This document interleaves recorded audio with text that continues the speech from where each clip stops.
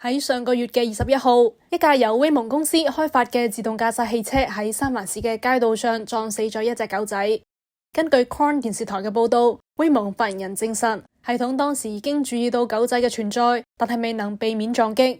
事故車輛係 Jaguar I-Pace 型號，當時係以自動駕駛模式沿住 Toland 街行駛，並且有威蒙嘅自動駕駛專員坐喺司機位上面，但係佢睇唔到狗仔。不過車內嘅系統就覺察得到。事故中並未出現剎車嘅情況。威蒙向狗主致以誠懇嘅慰問，並表示佢哋將繼續檢討事件。威蒙正喺度進行調查，初步嘅評估顯示，佢哋嘅系統正確咁識別到狗仔係從一架停喺路邊嘅車後面行出嚟，但係冇辦法避免相撞。狗仔喺事故中死亡，而且佢並未被牽繩。威蒙解釋有多個因素，包括狗仔嘅速度同埋路線都可能影響避免碰撞嘅能力。